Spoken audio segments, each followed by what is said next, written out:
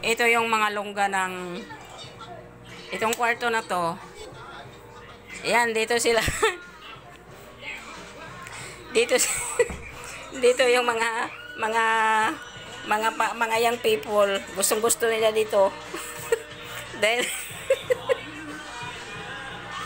nagre-review sila halos lagi sa kanilang mga gano'n na ngayon ang ang pananayan. Nagre-review sila lagi eh. Oh, may exam sila lagi. Lahat may hawak na cellphone. Ayan. Ayan.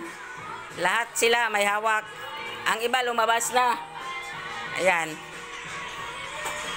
Dati dito yon nakahiga yung daddy namin dito. Ngayon ginawa na nilang ano. Dito sila pasok pag nag-ano sila ng kanilang mga gadget para hindi sila maistorbo. Ayan, kanina puno to dito, yung iba lumabas na. Ayan, dito din sila naglalaro ng games.